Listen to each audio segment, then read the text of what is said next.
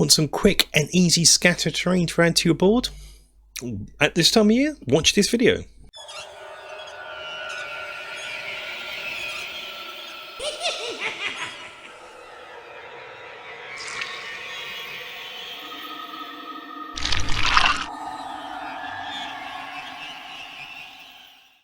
Hello and welcome to the Battle and Barrow. In this video we're going to make some quick and easy scatter terrain for spooky games, just add a bit of spookiness to it. We're going to make some coffins, some wooden coffins. Going to take a scrap of paper to work out the overall shape and size I want for the coffin. And I'm going to use Hugo here as per normal. Sorry Hugo, don't worry, you're not being buried. I just want to get a rough idea on the size and shapes. With a pencil, it's going to come down. Something like that, just to get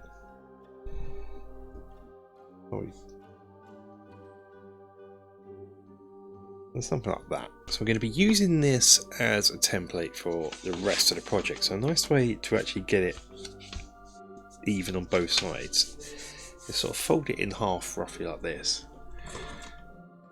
and then cut it out. So I'm going to be using this to draw around card and the like. Taking some chipboard, normal chipboard, you can trace around it. This is great for using up scraps. You only need little offcut to trace around, and it's easier to trace around once on the chipboard, then use that bit to trace all the others, to make all the others. So just going to cut that out, and you're going to need 2 of these per coffin, base and lid.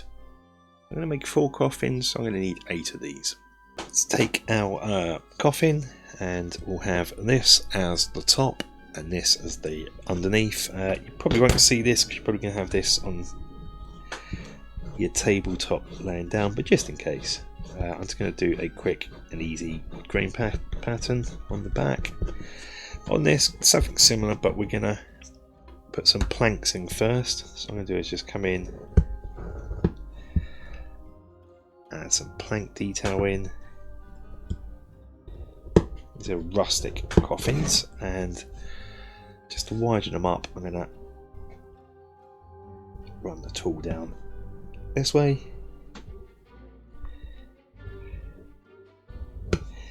and then the usual wood grain pattern in here.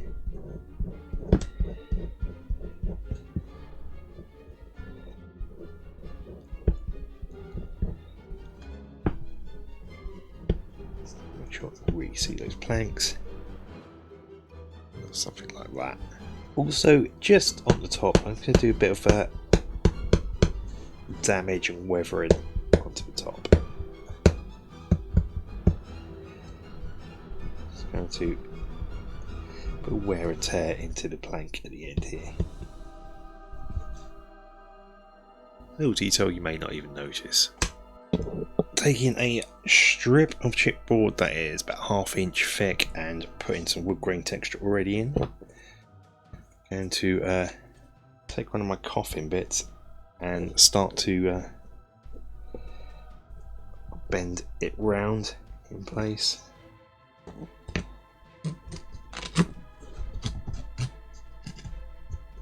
Again, this is where I wish I had more arms than I have available to me. Probably have to trim that bit up there, but it's kind of the general idea. If you've got someone to help you during this stage, do utilise them.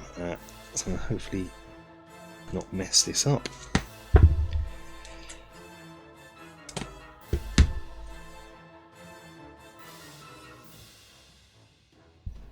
So I'd want the base bit upside down. We're going to glue it in. Make sure your texture bit's upside down. I might have to trim it up a wee bit. And I'm just got to glue this into place. And I'm going to use hot glue for this. So I'm going to get my hot glue gun. Time to glue it. for this, the easiest way I found is to run a bead of glue along the bottom here,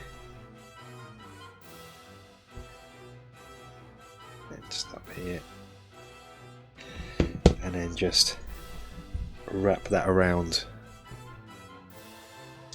and you'll probably end up sticking it to your mat a little bit, but you may have to pick up wispy bits as is. Downside in using hot glue, but that's not too bad. And then reinforce that on the inside and run some around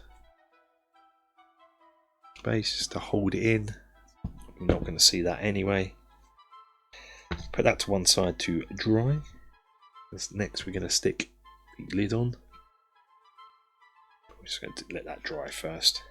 And a bead of glue around the top, and we'll glue the lid on.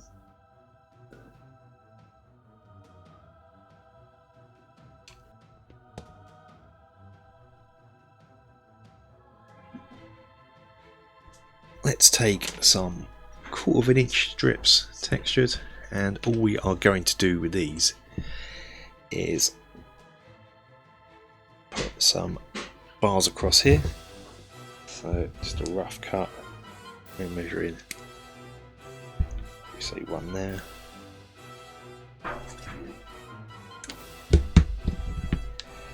glue those in,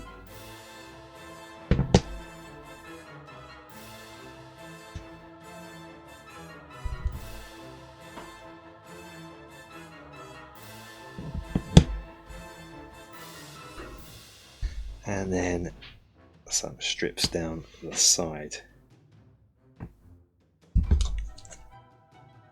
Let the glue dry, and de-wisp it,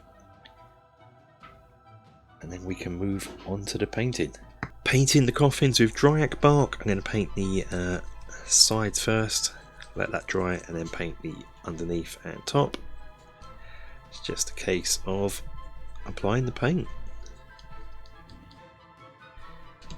My go-to wood weathering technique is this lovely horsetone Rowan from Coat to Arms. And I'm just going to dry brush it all over the coffin. If you want more lush coffins, don't do this, do paint a different colour, probably more bestial brown. I want these to be rustic coffins that are weathered.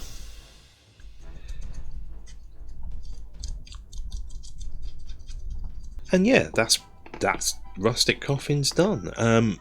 Let's have a look at them all set up on a nice board, nicely lit. But before we do that, thanks for watching. Thanks to all the patrons that are making this Halloween month possible, for allowing me to purchase things like chipboard and things. Thank you all for watching, subscribing and liking and commenting and what have you. Until the next video, guys, stay safe and take care.